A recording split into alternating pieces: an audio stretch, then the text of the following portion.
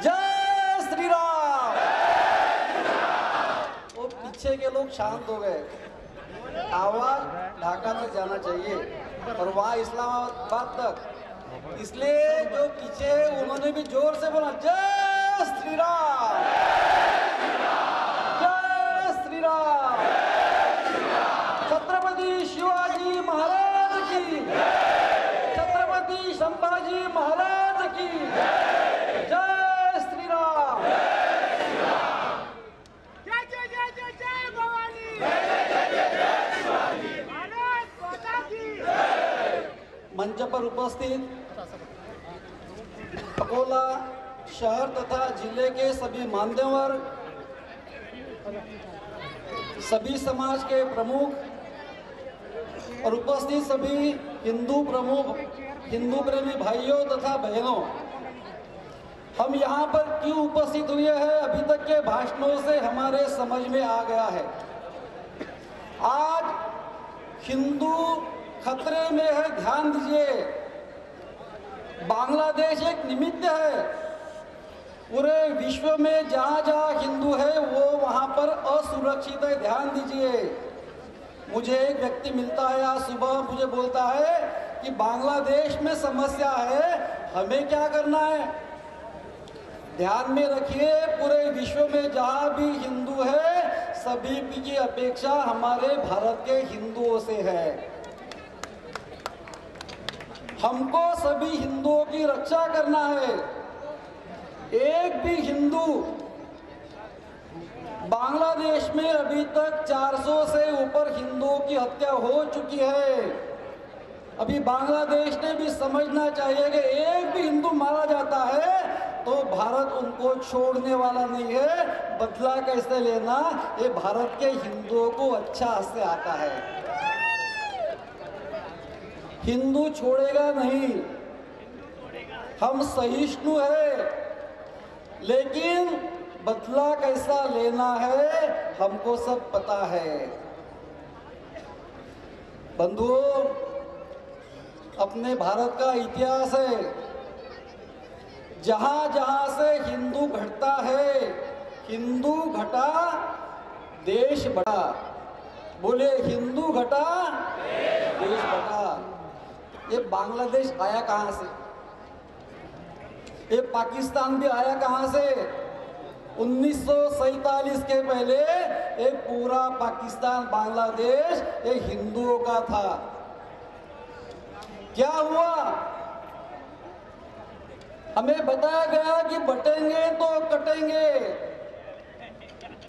वहां के हिंदू बट गए, संगठित नहीं रह सके। जिहादियों ने इनका धर्मांतरण किया। लव जिहाद के माध्यम से हमारी बेटियां गई, वहां का हिंदू कम होने लगा और अलग देश की डिमांड बढ़ने लगी। भाइयों बहनों, जब भारत टूटा ना, इतिहास भी हमको पता चलना चाहिए कि 76 जिले ऐसे थे कि जिनकी संख्या और हिंदू वहां के 40% से ऊपर हो गई थी। हमारे महात्मा गांधी बोलते थे कि मेरे शरीर के टुकड़े होंगे लेकिन इस भारत के टुकड़े नहीं होंगे।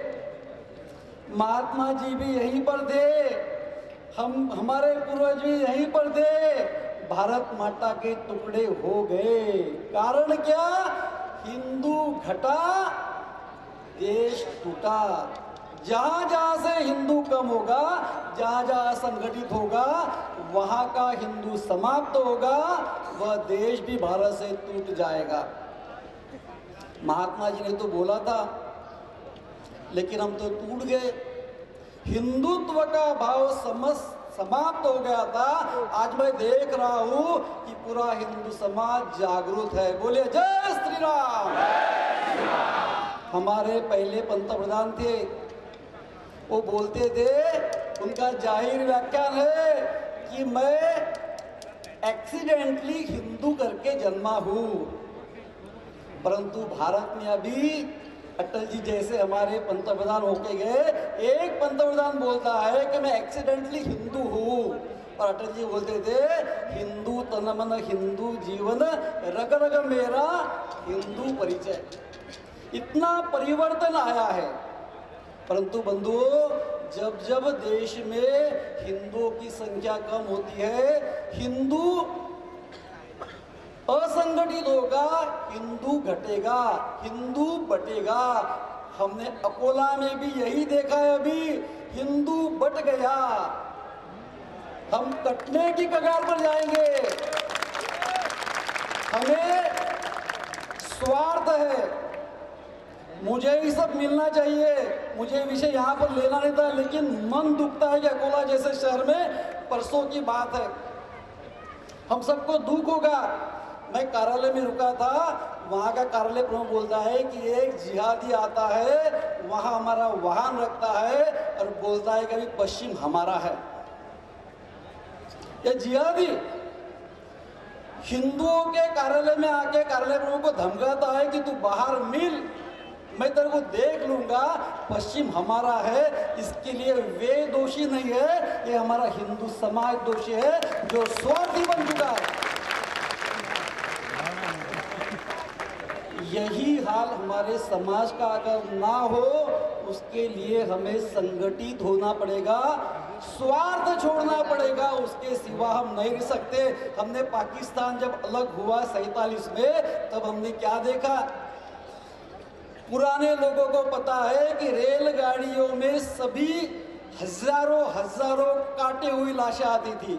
यहाँ से तो हम उनको फूल मालाएं पहना के पाकिस्तान भेजते थे, लेकिन वहाँ से एक भी हिंदू जीवित नहीं आता था। इतिहास देख लो, जिहाद क्या है एक बार देख लो। हम भी देखते हैं कि यहाँ पर हमारे बंधु, जिनको हम शरणार्थी बोलते थे, यहाँ क्यों आए? वहां पर जिहादियों ने इनको सताया, धर्म बचाने के यहाँ पर आ गए। ऐसे लाखों लोगों को हमने शरण दी है। सभी ने हिंदुत्व का ध्यान रखना चाहिए। मेरी सिर्फ सबसे एक ही विनती है, बंधुओं, ये बांग्लादेश 47 में पूर्व पाकिस्तान था। हमारे यहाँ की इंदिरा गांधी जो रणरागिनी थी, उनका भारत पर बहुत बड़ा उपकार भी है। उन्होंने बांग्लादेश को अलग किया। वहां पर फुटिरतावादी लोग थे, ये जिहादी लोग उनको जिंदा रहने नहीं देते, कोई अधिकार नहीं थे। इंदिरा जी ने उनका समर्थन किया। 1971 में वहां पर आंदोलन चालू हो गया था। 26 मार्च 71 को आंदोलन चालू हुआ। भारत पर उन्होंने, पाकिस्तान ने 3 दिसंबर को आक्रमण किया। 3 से 16 दिसंबर 71 को अपना युद्ध चला। पाकिस्तान पराभूत हुआ, बांग्लादेश अलग हुआ। सभी ठीक चल रहा था। शेख हसीना भी हमारी मित्र थी, हिंदुओं का जीना भी ठीक था। रविंद्रनाथ टैगोर जी ने लिखा हुआ राष्ट्रगान भी वहां पर चलता था। शेख मुजीबुर रहमान जिन्होंने यह देश निर्माण किया था, उनका भी सम्मान था। परंतु ध्यान से सुनिए, अभी पिछले 10 सालों से भारत में सत्ता परिवर्तन होने के बाद भारत अभी विश्व गुरु बनने की ओर जा रहा है। सभी क्षेत्रों में आज भारत उन्नत है। जो अमेरिका नरेंद्र मोदी जी को आने के लिए वीजा देता नहीं था, वो अभी उनके सामने पूरा शरण हो जाता है। घंटा घंटा वहां के राष्ट्राध्यक्ष मोदी जी की राह देखते हैं। यूक्रेन रशिया का युद्ध होता है, पूरा विश्व बहिष्कार डालता है रशिया पर, लेकिन भारत बोलता है हमारा व्यापार चलता रहेगा, आपको जो करना है कर लो, कोई कुछ कर नहीं सकता। भारत आज विश्व गुरु बन चुका है। भारत के विरोधी अनेक देश है, पाकिस्तान है, चाइना है, अमेरिका है। ऐसे सब लोगों को लगता है कि भारत को अभी समाप्त करना है। लोकसभा के समय में हमने देखा होगा कि यहाँ के हिंदुओं को विघटित करने का, तोड़ने का षड्यंत्र हुआ, वो तो हम बच गए। देश का हमारा सौभाग्य था। अभी आप देख रहे होंगे कि जॉर्ज सोरेस का नाम आ रहा है। कौन है जॉर्ज सोरेस? अमेरिका का बहुत बड़ा उद्योगपति है। इसका काम क्या है? अलग अलग देशों में जो सरकारें होती है, जो देश आगे बढ़ रहे होते हैं, कैसे भी करके उनके यहाँ विद्रोह खड़ा करना, उस देश को समाप्त करना। हमें शर्म आनी चाहिए कि हमारे कुछ राजनीतिक लोग व्यक्तिगत स्वार्थ के लिए उस जॉर्ज सोरोस का भी समर्थन करते हैं। इसको बोलते हैं डीप स्टेट। जॉर्ज सोरोस तो एक बहाना है। जॉर्ज सोरोस जैसे भारत को समाप्त करने के लिए बहुत शक्तियां काम कर रही है, लेकिन वे यशस्वी नहीं होंगे, क्योंकि अभी यहाँ का समाज, हिंदू समाज जागरूक हो चुका है। हिंदुओं को पता है कि हमको क्या करना है। इसी का परिणाम है कि 2018 से अमेरिका बांग्लादेश में प्रयास कर रहा था कि वहाँ का एक छोटा सा राज्य अमेरिका को चाहिए कि जहाँ पर उनको अपना एयरबेस तैयार करना है और उसके माध्यम से पूरे भारत पर, एशिया पर नियंत्रण प्राप्त करना है। शेख हसीना उसके लिए तैयार नहीं थी। अभी उसकी सरकार भी पूर्ण बहुमत से आई थी, परंतु मैंने जैसे बोला कि विद्रोह निर्माण करना, जैसे भारत में भी अभी भी प्रयास चल रहे हैं जॉर्ज सोरोस के माध्यम से, बांग्लादेश में विद्रोह किया, विद्यार्थियों का आंदोलन हुआ और शेख हसीना को अपना देश छोड़कर आना पड़ा। हिंदुओं, ये कोई एक सामान्य बात नहीं है। यह इस हिंदुस्तान को समाप्त करने के लिए बनाया हुआ बहुत बड़ा षड्यंत्र है। यह हमको समझना पड़ेगा। वहां पर सरकार बदल जाती है, नोबेल पुरस्कार व्यक्ति वहां पर राष्ट्राध्यक्ष बनता है और बनते ही क्या करता है? हिंदुओं पर अत्याचार करता है। क्या बिगाड़ा हिंदुओं ने? बांग्लादेश के हिंदुओं ने आपका क्या? अरे यहाँ के हिंदू देश ने, भारत ने अभी तक आपको पाल पोस कर बड़ा किया। अभी महाराज ने बताया ना, पानी पीने के लिए भी हम देंगे, खाना हम खिलाएंगे, सभी हम करेंगे, लेकिन ये एहसान फरामोश विदेशी ताकतों के भरोसे भारत के विरुद्ध चले गए। आज एक शत्रु राष्ट्र हमारा बढ़ चुका है। हमारे बाजू में आज छोटी छोटी बेटियों पर बलात्कार हो रहे। 10 साल की, 12 साल की बेटी है, देखते हैं तो ऐसा खून खौलने लगता है। क्या होगा हिंदुओं का? महिलाओं पर अत्याचार। हमारे साधु इस्कॉन मंदिर, जिस इस्कॉन मंदिर ने ये भूखे बांग्लादेश जिहादियों को खाना खिलाकर जिंदा रखा, इस्कॉन का इतना बड़ा उपकार है बांग्लादेश पर। भूखे मरते थे भिखारी सब, इन भिखारियों को खाना खिलाने का काम इस्कॉन ने किया है। और यही लोग चिन्मय कृष्णदास महाराज को हमारे राष्ट्रध्वज का अरे अपमान कैसे करेंगे? हिंदू कभी किसी का अपमान कर ही नहीं सकता,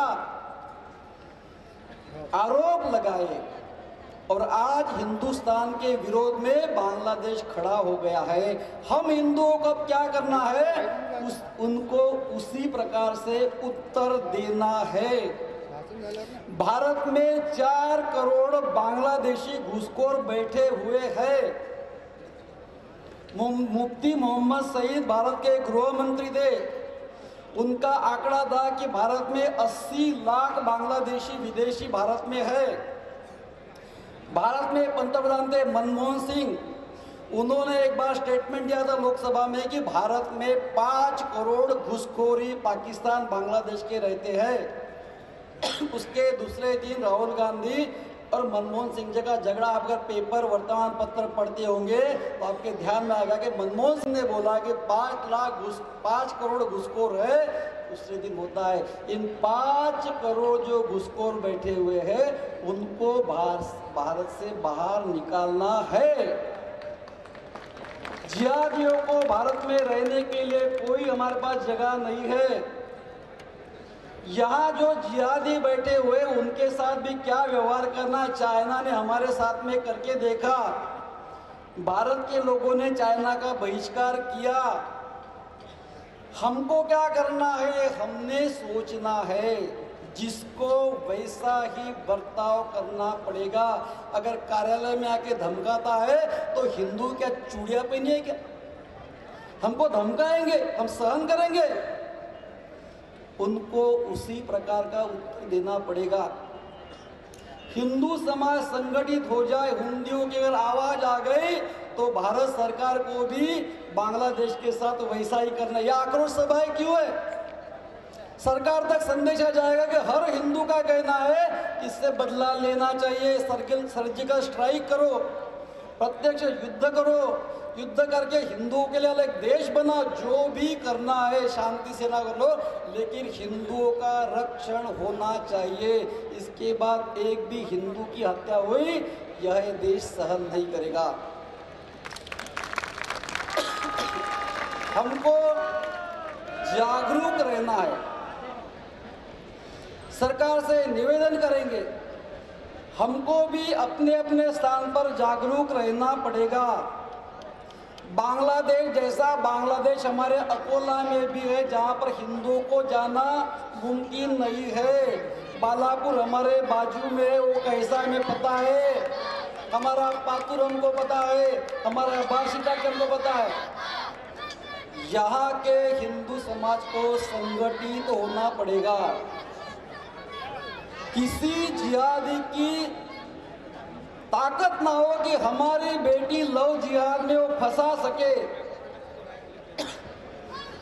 अगर वो फंसाएंगे तो हमारे युवा कोई शांत बैठने वाले नहीं है। आप में हिम्मत है क्या? युवाओं में हिम्मत है क्या बदला लेने की? एक जाएगी दो लाएंगे, उसके सिवा शांत बैठने वाला नहीं है। जिसको वैसा ही उत्तर देना पड़ेगा।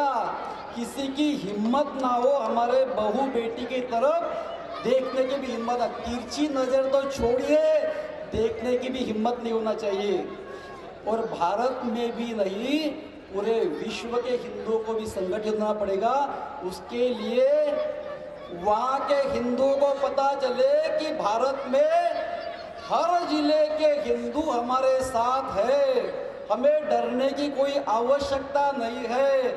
हजारों की संख्या में पूरे भारत में जगह जगह लोग हमारे समर्थन में है, उनको डरने की आवश्यकता नहीं है। साथ ही सरकार से निवेदन है कि अंतरराष्ट्रीय स्तर पर क्या करना करो, नहीं तो खुद करो, लेकिन इसका इलाज होना चाहिए, इसका बंदोबस्त होना चाहिए। एक भी हिंदू इसके बाद में मारा नहीं जाएगा। अगर मारा जाएगा तो हिंदू समाज को भी क्या करना, इसका विचार करना पड़ेगा। वह विचार हिंदू समाज निश्चित ही करेगा, ऐसा विश्वास व्यक्त करते हुए मेरे वाणी को मैं विराम देता हूँ। जय श्री राम। पीछे के सो गए क्या? जय